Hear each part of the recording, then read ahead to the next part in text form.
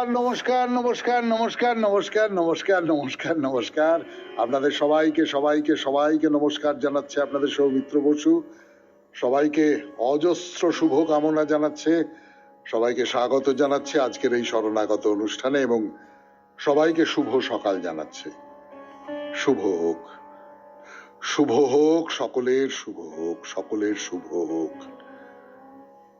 আজ এমন একজন মানুষের তিরোধান দিবস যিনি ধর্মের সঙ্গে রাজনীতিকে খুব সার্থকভাবে মিলিয়ে দিতে পেরেছিলেন, অথবা অন্তত চেয়েছিলেন। খুব ব্যাপকভাবে হয়তো তাকে গ্রহণ করেননি আমার দেশের মানুষ, কিন্তু তিনি চেয়েছিলেন, খুব তীব্রভাবে চেয়েছিলেন এবং গোটা পৃথিবীর যে রাজনীতির ইতিহাস সেখানে তিনি একটা বড় রকমের ছাপ রেখে গেছেন। আপনারা বুঝতেই পাচ্ছেন তিনি মহাত্মা গান্ধী। তার মহাপ্রয়াণ দিবস আজকে 30শে জানুয়ারি 1948 খ্রিস্টাব্দে তিনি প্রয়াত হন। বেনি মাধবশীলের পঞ্জিকা অনুযায়ী আজকের দিনটার কথা বলি। আজকে 16ই মাঘ 1431, ইংরেজির 30শে জানুয়ারি 2025, বৃহস্পতিবার। আজ প্রতিপদ। সূর্যোদয়ের সময় সকাল 6টা বেজে 23 মিনিট, সূর্যাস্তের সময় বিকেল 5টা বেজে 19 মিনিট। শ্রবণা নক্ষত্র, জন্মে মকর রাশি, বৈশ্যবর্ণ, মতান্তরে শূদ্রবর্ণ, দেবগণ। দিনের বেলা 8টা বেজে 48 মিনিট গতে রাক্ষসগণ, রাত্রি 8টা বেজে 26 মিনিট গতে কুম্ভ রাশি, শূদ্রবর্ণ, মতান্তরে বৈশ্যবর্ণ। আমাদের হোয়াটসঅ্যাপে চিঠি পাঠাবার নাম্বার 9831922927। চিঠির গোড়ায় অতি অবশ্যই SG লিখতে হবে। এবারে আজকের অনুষ্ঠান সম্পর্কে বলি। আজকের অনুষ্ঠানে প্রথমে পুরাণ চিরন্তন। পুরাণ চিরন্তনে আমরা গো নিয়ে কথা বলছিলাম। গো মানে গরু, গো মানে গাভী। কিন্তু গো শব্দটাকে নিয়ে অনুসন্ধান করতে করতে করতে করতে দেখা গেল যে গো মানে কেবলমাত্র গরু বা গাভী নয়। গো মানে আরো অনেক কিছু। গো মানে পৃথিবী হতে পারে, গো মানে বিদ্যা হতে পারে, গো মানে দেবী সরস্বতী হতে পারেন। বিশেষ করে আমরা গতদিন যেটা বলেছিলাম যে পৃথিবী অর্থে গো শব্দটা ব্যবহার করা হয়েছে। আপনাদের বলেছিলাম যে আজকে আর সময় নেই, পরের দিন বলবো যে এই গরুর সঙ্গে পৃথিবীকে মিলিয়ে দেওয়া হচ্ছে কেন। আমাদের যে পূর্বপুরুষেরা, জ্ঞানী পূর্বপুরুষেরা, তারা গরুর সঙ্গে পৃথিবীকে মিলিয়ে দিচ্ছেন কোন মনোভাব থেকে, সে কথা বলবো পুরাণ চিরন্তনে। তারপরে স্বামী বিবেকানন্দের রচনা থেকে পাঠ। রচনার নাম জগৎ, প্রথম পর্ব বহির্জগৎ। তাই নিয়ে বেশ কিছুদিন ধরে পড়ে শোনাচ্ছি আপনাদের। প্রায় শেষ হয়ে এসেছে এই প্রবন্ধটি। আজকে খানিকটা অংশ পড়ে শোনাবো আপনাদের। তারপর চলে যাব ঠাকুর শ্রী রামকৃষ্ণ পরমহংসদেবের কথামৃত থেকে পাঠ এই পর্বে। স্বামী লোকেশ্বরানন্দের রচনা থেকে পড়ে শোনাবো আপনাদের চিঠিপত্র এবং শেষে বাইরে দূরে। 92.7 বিগ FM এ শরণাগত অনুষ্ঠান শুরু হয়েছে। এবারে পুরাণ চিরন্তন, গো কথা। আমি আছি আপনাদের সঙ্গে, আপনাদের সৌমিত্র বসু। সেটা হচ্ছে যে গরু খুব নিরীহ প্রাণী, খুব সহিষ্ণু প্রাণী। বিনা প্রতিবাদে মালিকের অত্যাচার সহ্য করে সে। ফলে এই যে পৃথিবী কত রকমের অত্যাচার, মানুষের কত রকমের অত্যাচার সে সহ্য করে। এই যে সহিষ্ণুতা, এই সহিষ্ণুতা সহ্য করার দিক থেকে গরুর সঙ্গে পৃথিবীকে মিলিয়ে দেখেছেন, এইরকম একটা মনে হতে পারে। আবার ধরুন খুব বড় বড় সব রাজারা যখন সব নতুন নতুন নীতি আবিষ্কার করেছেন, করে এই পৃথিবীকে বহুল কর্ষণযোগ্য করে তুলছেন, নতুন নতুন সব শস্য উৎপাদিত হচ্ছে, এবং শুধু শস্য উৎপাদন নয়, পৃথিবীর ভেতরে যেসব খনি আছে, লোহা তামা, এগুলোকে তুলে আনছেন, ব্যবহার করছেন, তখন ওই গরুর উপমা দিয়েই বলা হচ্ছে যে অমুক রাজা পৃথিবীর দোহন করেছেন। দোহন, দুধ দোয়া যাকে বলে। ফসল উৎপন্ন করা মানে পৃথিবীকে দোহন করা, খনি থেকে লোহা তামা এই সমস্ত তুলে আনা মানে পৃথিবীকে দহন করা, এবং সেখানে এই গো শব্দটাই ব্যবহার করা হচ্ছে। এটা পুরাণগুলিতে আছে, কালিদাসের রঘুবংশে আছে। মানে পৃথিবীর সঙ্গে এই গো এমনই একটা একটা একটা অভিন্ন সম্পর্ক তৈরি করেছে, যাতে অনেকগুলো গরুর অধিকারী মানুষ যেমন গোপতি, তেমনি এই পৃথিবীর যিনি অধীশ্বর, যে রাজা, তিনিও গোপতি। তো গরুকে নিয়ে তো অনেক কথা হলো। স্ত্রী জাতি গরু, ষাঁড় বা বৃষ নিয়েও যদি একটু ভাবা যায়, ভাবাটা উচিত। কেবলমাত্র স্ত্রী জাতিকে নিয়েই বা কথা হবে কেন? তো দেখা যাবে যে সমাজ এবং সামাজিক ব্যবহারে প্রাণী হিসেবে এই যে বৃষ, তার যে মর্যাদা, সেই মর্যাদাটা অসীম। এবং এই বৃষ ভারতীয় ধর্ম এবং দর্শনের ক্ষেত্রে একটা চরম আধ্যাত্মিকতার প্রতীক হয়ে উঠেছে। মহাভারতে এরকম কথা বলা হচ্ছে, বৃষ মানে হলো জ্ঞান, বৃষ হি ভগবান ধর্ম। শুনছেন পুরাণ চিরন্তনে গো কথা, এখন বৃষের কথা। 92.7 বিগ এফএম এ শরণাগত অনুষ্ঠানে ফিরে আসছি গানের পর। গান শেষ, কথা শুরু, পুরাণের কথা। পুরাণে কিভাবে বৃষকে দেখা হচ্ছে তার কথা বলা হচ্ছে। বৃষ মানে ধর্ম, বৃষ মানে জ্ঞান। ঈশ্বরের মুখ থেকে বৃষের ধর্মাত্মকতার কথা শোনা যাচ্ছে। ঈশ্বর বলছেন, এই পৃথিবীতে বৃষকেই ধর্ম বলে জানে মানুষ। আমাকে তুমি উত্তম সেই বৃষ বলেই জানবে, ধর্মই হলো বৃষ। মহাভারত বিখ্যাত যে বিষ্ণু সহস্র নামে ভগবান বিষ্ণু, তার তো হাজারটা নাম, তার মধ্যে একটা নাম কিন্তু বৃষ। তেজ বৃষ দূতি ধর সর্বশাস্ত্র বিদাং বর। আমাদের এই মধ্যযুগীয় বাংলা সাহিত্যে শিবের বাহন হচ্ছেন বৃষ। শিব, সেই শিবের বাহন যিনি দেবাদিদেব, তার বাহন হচ্ছেন বৃষ। আমরা আমাদের যে লোকায়ত সাহিত্য, এই লোকায়ত সাহিত্য যারা রচনা করেছেন তারা অনেক খোলা মনের মানুষ ছিলেন, আমাদের অনেকের তুলনায় অনেক বেশি খোলা মনের মানুষ। সেই জন্য শিবের বাহনে বৃষকে নিয়ে, শিব ঠাকুরকে নিয়ে, কৃষ্ণকে নিয়ে নানান রকম মজা মস্করা ইত্যাদি ইত্যাদি করেছেন। ভালোবাসার মানুষকে নিয়ে আমরা যা করে থাকি সেই রকম। তাতে করে তখনকার দিনে কেউ তাদের তেড়ে মারতে যায়নি। কিন্তু এই যে মহাভারতে পুরাণে বৃষ জ্ঞান বা ধর্মের প্রতীক, বৃষ বাহন, তিনি কে? তিনি হচ্ছেন জ্ঞান বাহন শিব।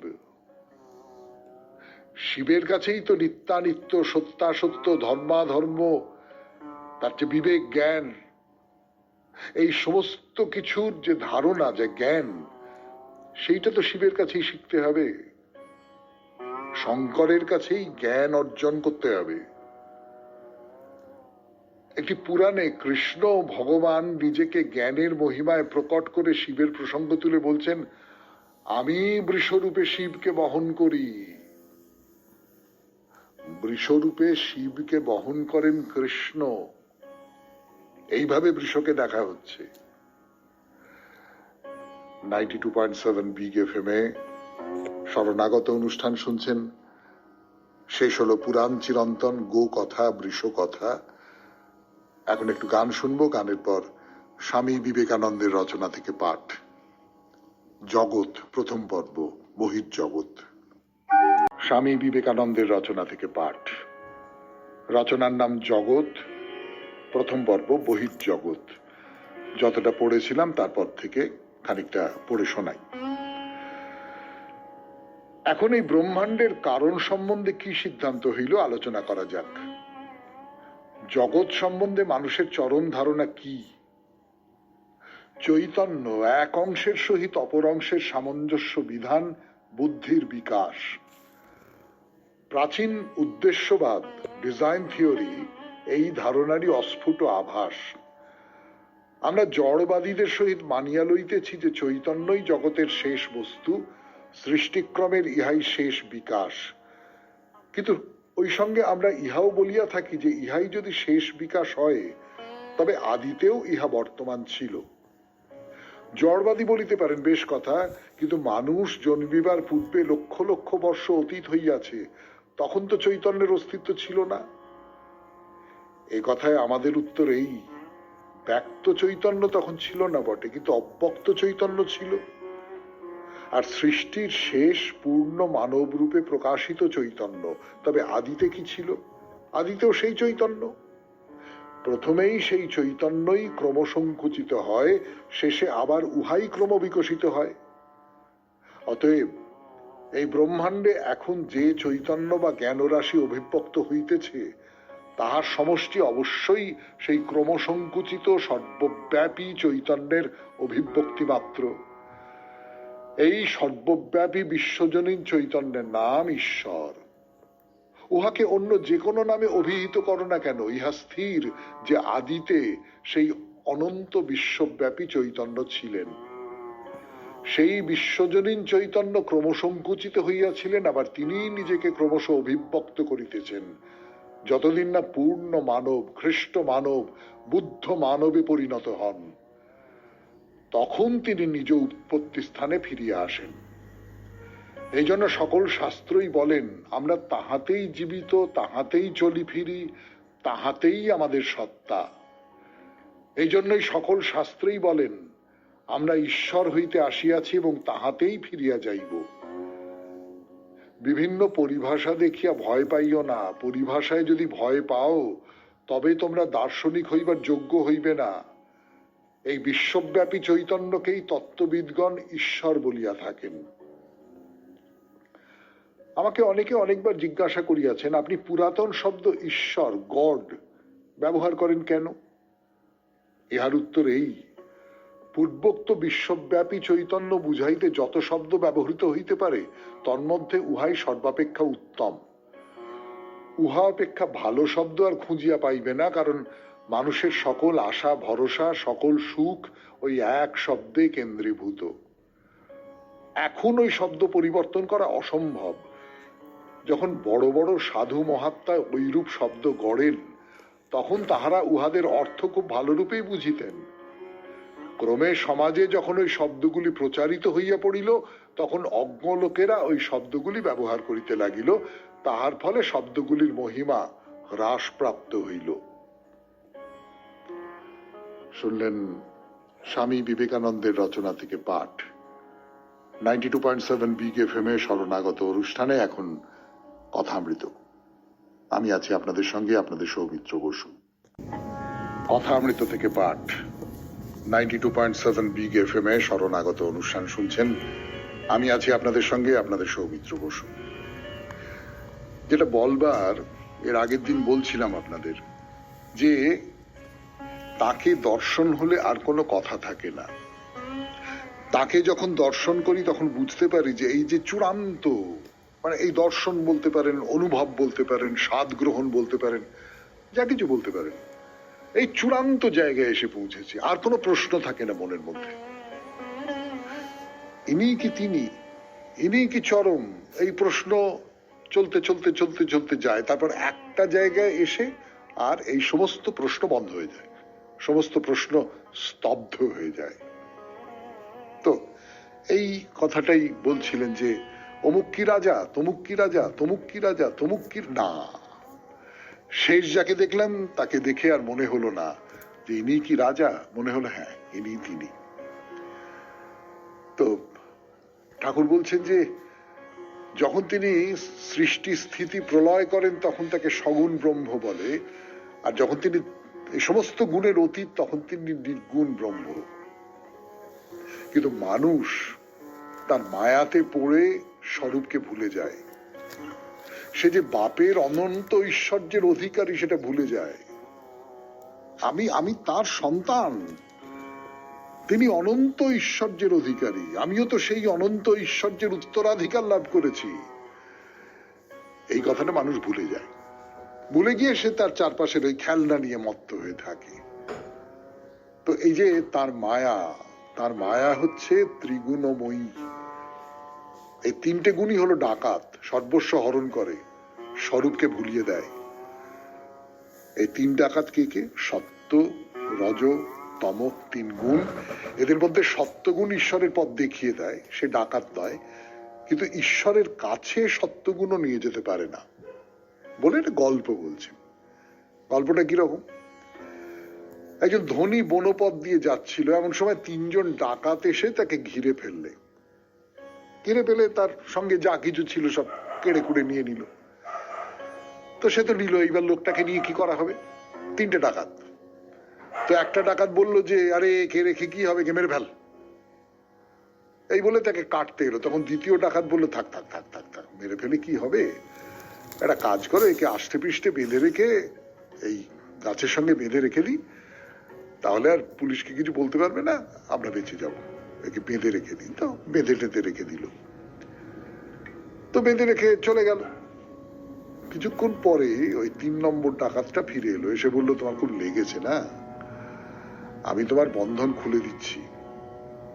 তো বন্ধন খুলে দেওয়ার পর লোকটাকে সঙ্গে নিয়ে ডাকাত পথ দেখিয়ে এগিয়ে গেল। তো সরকারি রাস্তার কাছে এসে বলল এই পথ ধরে যাও, তুমি নিজের বাড়ি যেতে পারবে। তো এই লোকটা বললো যে আপনি আমার সঙ্গে চলুন, আপনি আমার কত উপকার করলেন, আমাদের বাড়িতে গেলে আমাদের কত ভালো লাগবে, আনন্দিত হব। তো ডাকাত বলল না, আমার ওখানে যাওয়ার জো নেই, পুলিশে ধরবে। এই বলে সে পথ দেখিয়ে চলে গেল। 3 ডাকাত। প্রথম ডাকাতটি কি? তমগুণ। তমগুণ কি বলেছিল? একে রেখে আর কি হবে, মেরে ফেলো। আর বাকি দুজন কি সেটা বলবার আগে ফিরে আসছে আপনাদের সৌমিত্র বসু গানের পর 92.7 বিগ এফএম এ শরণাগত অনুষ্ঠানে। মেরে ফেলো। দ্বিতীয় ডাকাতটা সে বলছে যে না না না না, মারবার দরকার নেই, ওকে বেঁধে টেঁধে রেখে দাও, ও তাহলে আর পুলিশকে কিছু বলতে পারবে না, আমরা চলে যাই, চলো, খামোকা প্রাণী হত্যা করে কি হবে, ছেড়ে দাও। সে হচ্ছে রজগুণ। রজগুণে মানুষ সংসারে বদ্ধ হয়, নানান কাজ জড়ায়। রজগুণ ঈশ্বরকে ভুলিয়ে দেয়। তৃতীয় জন হচ্ছে সত্যগুণ, সেই ঈশ্বরের পথ দেখিয়ে দেয়। কিন্তু না, সত্যগুণ শেষ পর্যন্ত ঈশ্বরের সঙ্গে মিলিয়ে দিতে পারে না, সে পথটা দেখিয়ে দিতে পারে, এই পথে যাও তুমি, কিন্তু আমি এরপরে আর যেতে পারবো না, এরপরে আমার আর এগোবার কোনো উপায় নেই। মানে সত্যগুণ হচ্ছে সিঁড়ির শেষ ধাপ, তারপরেই হচ্ছে ছাদ। মানুষের স্বধাম হচ্ছে পরব্রহ্ম। ত্রিগুণাতীত না হলে ব্রহ্মজ্ঞান হয় না। তো এইসব কথাবার্তা হলো। তো আচার্য বললেন যে খুব ভালো কথা হলো, যা হয় আর কি, মানে দুজনেই ঈশ্বর ভাবে ভাবুক মানুষ, তারা নিজেদের মধ্যে কথাবার্তা বলছেন। তো বলতে খুব আনন্দ, ঈশ্বরের কথা বলতে খুব আনন্দ, ঈশ্বর সংক্রান্ত যা কিছু কথা সেগুলো বলতে খুব আনন্দ। সেই আনন্দ আচার্যদেবও পেয়েছেন, ঠাকুরও পেয়েছেন। তো আচার্য বলছেন যে বেশ সব কথা হলো, খুব ভালো হলো। তো ঠাকুর বলছেন ভক্তের স্বভাব কি জানো, আমি বলি তুমি শোনো, তুমি বলো আমি শুনি। তোমরা আচার্য কত লোককে শিক্ষা দিচ্ছ, তোমরা জাহাজ, আমরা জেলে ডিঙি। তো সবাই খুব হো হো করে হাসছে। এই যে কথাটি, এই কথাটি বড় সুন্দর। ভক্তের স্বভাব কি? আমি বলি তুমি শুনো, তুমি বলো আমি শুনি। তুমি ঈশ্বর ভাবে পরিপূর্ণ হয়ে আছো, সেই ঈশ্বর ভাবের কথা, সেই উপলব্ধির কথা, সেই অনুভবের কথা তুমি বলো, আমি একেবারে দোকান পেতে অঞ্জলি পেতে শুনি। আবার আমি আমার অনুভবের কথা বলি, সেই কথাগুলো তুমি দোকান ভরে অঞ্জলি পেতে শোনো। বলে বলছেন যে তুমি তো আচার্য, ব্রাহ্ম সমাজের আচার্য, কত মানুষকে উপদেশ দাও, কত মানুষকে শিক্ষা দাও, তুমি হচ্ছ জাহাজ আর আমরা হচ্ছি সব জেলে ডিঙি। কিন্তু এইটা ঠাকুরের ভেতরে ছিল, এই যে বিনয়টা, এই যে তুমি খুব বড়, আমি অত বড় নই, আমি ছোট, আমি সামান্য, আমি ক্ষুদ্র, এই যে অহংকারহীনতার যে ব্যাপারটা, সেইটা ঠাকুরের মধ্যে ছিল। 92.7 বিগ এফএম এ শরণাগত অনুষ্ঠানে শেষ হলো কথামৃত থেকে পাঠ। এরপরে গান, গানের পর স্বামী লোকেশ্বরানন্দের রচনা থেকে পড়ে শোনাবো মানুষের দায়। আমি আছি আপনাদের সঙ্গে, আপনাদের সৌমিত্র বসু। মানুষের দায়, স্বামী লোকেশ্বরানন্দের রচনা থেকে পড়ে শোনাই আপনাদের। মানুষ যেন এক অভিশপ্ত জীব। এমন কিছু কিছু অক্ষমতা নিয়ে সে জন্মায় যা হাজার চেষ্টা করলেও সে অতিক্রম করতে পারে না। অবশ্য শক্তিও তার কিছু কম নেই, কারণ নিজের সুখ স্বাচ্ছন্দ্যের জন্য বহিঃপ্রকৃতির মধ্যে যে বিপুল পরিবর্তন সে এনেছে তা ভাবলে চমৎকৃত হতে হয়। সে ইচ্ছা মতো আজ প্রকৃতিকে চালাচ্ছে, কিন্তু আশ্চর্যের বিষয়ে তবুও সে সুখী নয়। চারদিকে ভোগ ও সুখের এত সমারোহ সত্ত্বেও জগৎটা আজও তার কাছে স্বর্গ হয়ে উঠল না। জাগতিক বিচারে জীবনের মান আজ অনেক উন্নত, অনেক আরামপ্রদ হয়েছে, সন্দেহ নেই, তবুও মানুষ তৃপ্ত নয়, সুখী নয়। কিন্তু তার কিসের অভাব? তার এই অতৃপ্তির কারণ কি? কারণ এই, মানুষ তার চারিত্রিক উন্নতির দিকে সেরকম দৃষ্টি দেয়নি। বহির্জগতের বিরাট পরিবর্তন হলেও মানুষের অন্তর্জগতের কোনো পরিবর্তন হয়নি। সভ্যতার জন্মলগ্নে সে যেমন ছিল আজও তেমনই বর্বর রয়ে গেছে। বরাবরের মতো ক্রোধ, ঘৃণা, ঈর্ষা এবং স্বার্থপরতা আজও তাকে গ্রাস করে রেখেছে। অবশ্য এরই ভিতর মানুষের সঙ্গে মানুষের সম্পর্ক নিয়ন্ত্রণ করতে সে সাম্য, স্বাধীনতা, ন্যায় বিচার, শান্তি ইত্যাদি বড় বড় গাল ভরা সব নিয়ম নীতি উপস্থাপিত করেছে। নীতিগুলি কার্যকর হলে পৃথিবী যে আরো সুন্দর হয়ে উঠত তাতে সন্দেহ নেই, কিন্তু বাস্তবে তা হয়নি। নীতিগুলি কথার কথাই থেকে গেছে। যারা এই নীতিগুলি প্রচার করেন তারা নিজেরাই এগুলি মেনে চলেন না। মেনে চলার মতো ইচ্ছা বা মনের জোর কোনোটাই নেই তাদের। কেউ হয়তো বলবেন তিনি সাম্যে বিশ্বাস করেন, কিন্তু তিনি তার শত্রু এবং মিত্রের সঙ্গে সমান ব্যবহার করতে পারবেন কি? যদি পারেন তাহলে বলতে হবে তিনি মহাপুরুষ। এই জগৎ বৈষম্যে ভরা। এখানে ধনী, দরিদ্র, শিক্ষিত, অশিক্ষিত, বুদ্ধিমান, নির্বোধ, উন্নত, অনুন্নত, নানা রকমের মানুষ। সকলের সঙ্গে সমান ব্যবহার করা কি সম্ভব?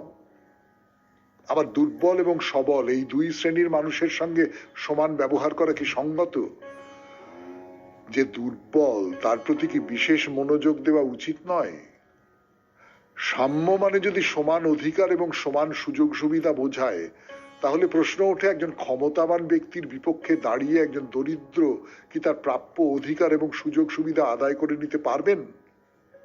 পারবেন না। কারণ যার শক্তি আছে তিনি অবশ্যই দুর্বলকে নানাভাবে ভয় দেখাবেন, উৎপীড়ন করবেন। দুর্বলকে রক্ষা করবার জন্য হয়তো আইন আছে, কিন্তু তার থাকা আর না থাকা দুই সমান। কারণ শক্তিধর যিনি, ছলে বলে কৌশলে তিনি ওই আইনের অপব্যাখ্যা করে নিজের কার্যসিদ্ধি করবেন। জগতে যতদিন বৈষম্য থাকবে ততদিন এক শ্রেণীর মানুষের দ্বারা অপশ্রেণীর শোষিত হওয়ার আশঙ্কাও থাকবে। অবশ্য এ কথাও সত্যি, এমন এক সময়ের কল্পনা করা শক্ত যখন ব্যক্তিতে ব্যক্তিতে, জাতিতে জাতিতে কোনো প্রভেদ থাকবে না। খুব সমৃদ্ধ সমাজেও অনেক গরিব মানুষ দেখা যায়, আবার অর্থনৈতিক দিক থেকে অনুন্নত সমাজেও অত্যন্ত ধনী মানুষ থাকেন। এই বৈষম্য স্বাভাবিক, এমনকি অনিবার্যই বলা চলে। কিন্তু প্রশ্ন, যতদিন বৈষম্য থাকবে ততদিন কি সমাজে শান্তি, স্বাধীনতা বা সাম্যের আদর্শ বাস্তবায়িত হওয়া সম্ভব? সম্ভবত নয়। তবে ঐক্য বা একত্বের ধারণা যদি মানুষের মধ্যে থাকে তাহলে বৈষম্য মারাত্মক একটা সমস্যা হয়ে দাঁড়ায় না। ঐক্যবোধ থাকলে কাউকে আঘাত করতে গেলেও মানুষ সংকুচিত হবেন। সকলের ভিতরেই যখন এক সত্তা, তখন কার উপর রাগ করবেন, কাকে ঈর্ষা করবেন, ঘৃণাই বা কাকে করবেন? আঘাত করার পরিবর্তে তখন সেবার মনোভাব জাগবে। মানুষ জীবনযাত্রার মান উন্নত করেছে, এখন তাকে নৈতিকতার মানটিকে উন্নত করতে হবে। তাকে আরো ভালো, আরো সংযত হতে হবে। কার কত ভোগের জিনিস আছে তার উপর প্রকৃত শান্তি নির্ভর করে না, নির্ভর করে কে কি রকম চরিত্রের মানুষ তার উপর। শুধু বহির্জগতের প্রভু হলে চলবে না, মানুষকে তার নিজের ওপরেও প্রভুত্ব করতে হবে। কারণ যিনি নিজেকে নিয়ন্ত্রণ করতে পারেন এবং সকলের সঙ্গে একাত্মতা অনুভব করেন, একমাত্র তার কাছেই শান্তি, সাম্য, স্বাধীনতা ও ন্যায় বিচারের মূল্য আছে। মানুষ প্রকৃতির সঙ্গে সংগ্রাম করে নিজের শ্রেষ্ঠত্ব প্রমাণ করেছে, এখন নিজের সঙ্গে সংগ্রাম করে সে তার শ্রেষ্ঠত্ব প্রমাণ করুক। শুনলেন স্বামী লোকেশ্বরানন্দের রচনা থেকে পাঠ 92.7 বিগ এফএম এ শরণাগত অনুষ্ঠানে। এরপর গানের পর আপনাদের চিঠিপত্র। ফিরে আসছি আমি আপনাদের সৌমিত্র বসু। গানের পর এবার চিঠিপত্র 92.7 বিগ এফএম এ শরণাগত অনুষ্ঠানে।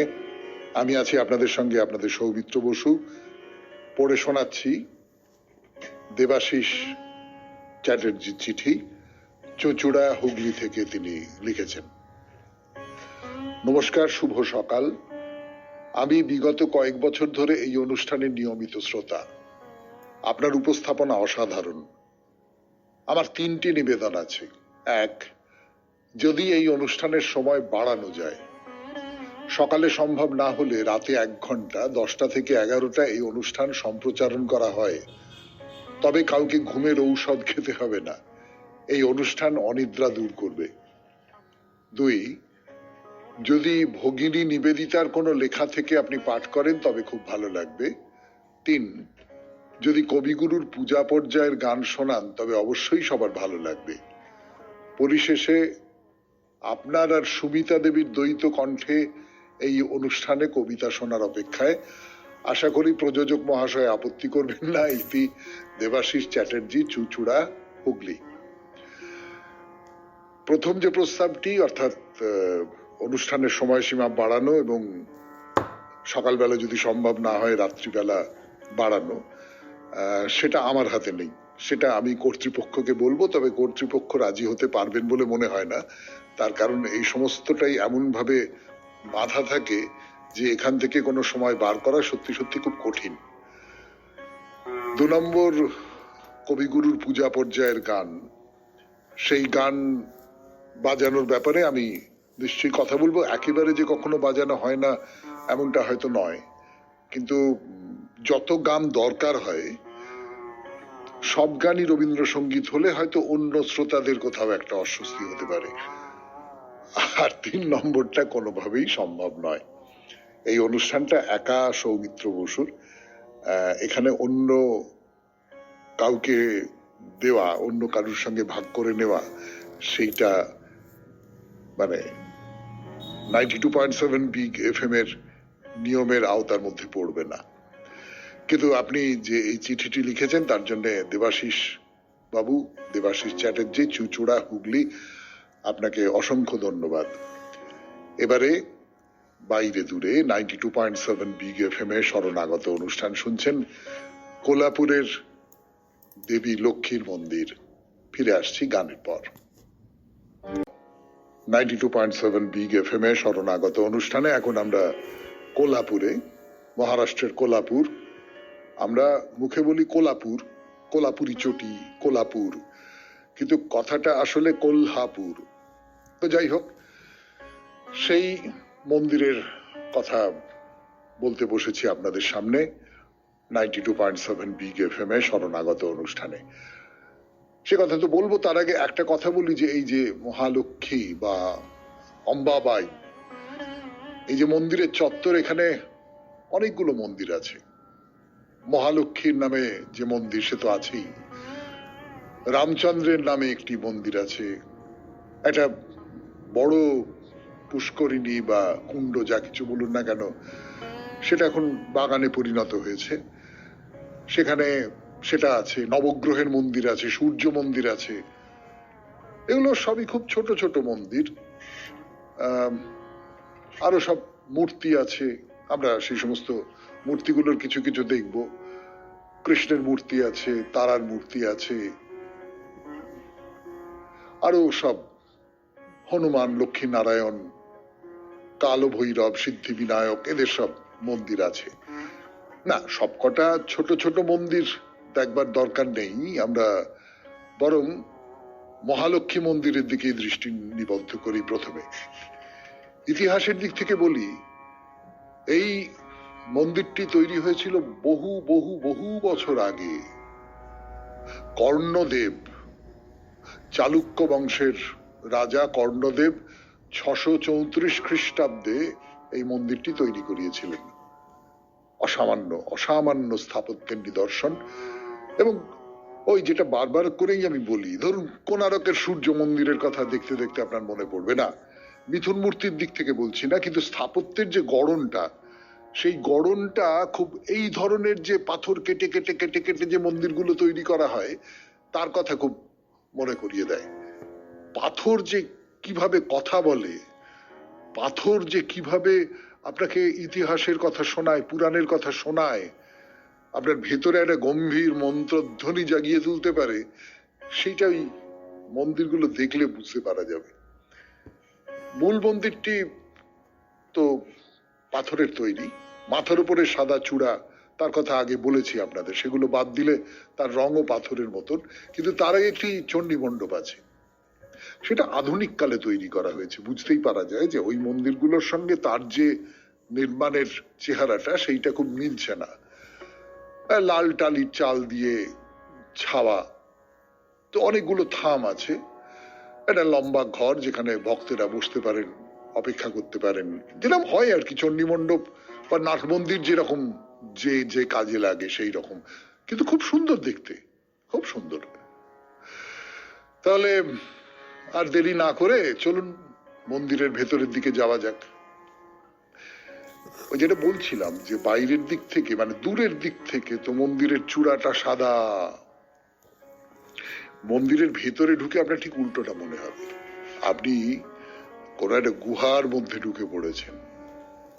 একেবারে অন্ধকার, মানে ভেতরে আলো জ্বলছে কিন্তু হয় না, মানে বাইরের আলো, আকাশের আলো, সূর্যের আলো এই মন্দিরের ভেতরে প্রবেশ করবার কোনো জায়গাই পাচ্ছে না, পুরোটাই অন্ধকার। মানে সেই অন্ধকারের মধ্যে মানুষের তৈরি যে আলো, সেই সমস্ত আলো জ্বলছে আর কি, সেই দিক থেকে বলছি। ওই গুহার মধ্যে যেরকম হয়, তো সেই চারপাশের কালো পাথরের উপরে আলো পড়ে ঝকঝক ঝকঝক করে উঠছে, চারপাশ থেকে মন্ত্রধ্বনি শোনা যাচ্ছে। আমরা ঢুকে পড়েছি একেবারে মহালক্ষ্মী মন্দিরের ভেতরে, কোলাপুরে। কি দেখছি সেটা বলবার জন্য ফিরে আসছি 92.7 বিগ এফএম এ শরণাগত অনুষ্ঠানে। আপনাদের মহালক্ষ্মী মন্দিরের একেবারে ভেতরে ঢুকে পড়েছি আমরা, গর্ভগৃহের ভেতরে, এবং সেখানে চারপাশ থেকে মন্ত্রোচ্চারণ শোনা যাচ্ছে, আলো পড়ে চকচক চকচক করছে চারপাশের পাথর, পাথরের দেওয়াল, এবং সেই মন্ত্র ধ্বনিত প্রতিধ্বনিত হচ্ছে চারপাশে। আমরা ধীরে ধীরে এসে দাঁড়ালাম মহালক্ষ্মীর মূর্তির সামনে। এই যে মূর্তিটি আছে, প্রথমেই যেটা চোখে পড়ে সেটা হচ্ছে যে নানান রকম রত্নখচিত মূর্তি, খুব লম্বা নয়, 3 ফুটের মতন, নানান মণি রত্ন দিয়ে পুরো মূর্তিটি সাজানো। এর ওজন 40 কিলোগ্রামের মতো। আমি তথ্য হিসেবে আমি আপনাদের বলে রাখি, ওজন 40 কিলোগ্রামের মতো, কুচকুচে কালো পাথরের তৈরি। আর এই যে গর্ভগৃহের দেওয়ালে একটা শ্রী যন্ত্র আছে, আমি জানি না শ্রী যন্ত্রটা আপনাদের পরিচিত কিনা, আপনারা এর নামের সঙ্গে বা এর যে রূপ তার সঙ্গে পরিচিত কিনা।